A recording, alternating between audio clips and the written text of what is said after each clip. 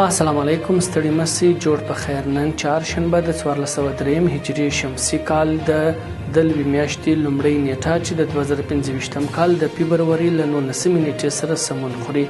له سکون رادیو ویبپاڼې او خواله رسنیو مو د نن ورځې لنډو او مهمو خبرونو ته زه حافظ احمد نصرت هرکلی کوم.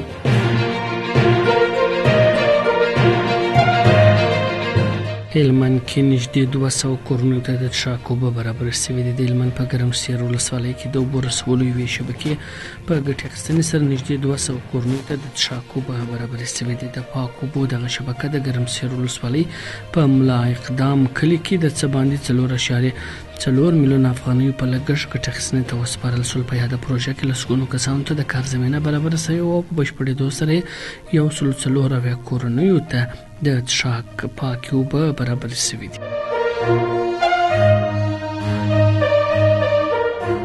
د هیواد په شپږ ولایتونو کې څه باندې 15,000 رواني ناروغانو درملنه شوې ده. افغاني سرې میاشتې ټولنې ویلي دي چې په تېرو شپږو میاشتو کې په کابل، کندهار، ننګرهار، بلخ، هرات او کندوز ولایتونو کې 15,399 رواني ناروغانو ته روغتیايي خدمات وړاندې کړي دي.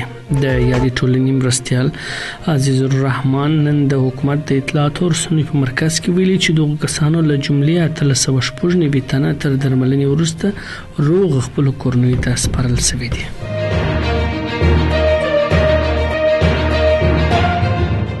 د پاکستان له بندخونو 9 تنه افغان کډوال خوشي سول.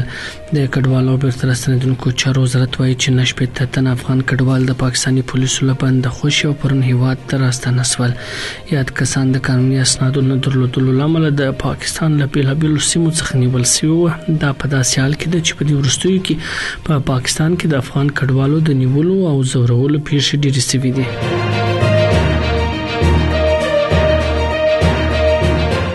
مطیع الحق خالص وايي افغانستان د اقلیمي بدلون له امله په جدي ډول زیانمن شوی دی. د چاپیریال ساتنې ملي ادارې رئیس له نړیوالې ټولنې غواړي چې د اقلیمي بدلون او وچکالۍ پر وړاندې مبارزې په برخه کې له افغانستان سره همکاري وکړي. نوموړي په هرات کې د چاپیریال ساتنې یوې ناستې پر مهال ټینګار کوي چې افغانستان د اقلیمي بدلون له امله په جدي ډول زیانمن شوی او نړیواله ټولنه نه باید دغه موضوع سیاسي کړي. د چاپیریال ساتنې ملي ادارې رئیس دغه راز له سرپرست حکومت هم غواړي چې د چاپیریالي کړکېچ او ستونزو دې نه سیاسي کوي.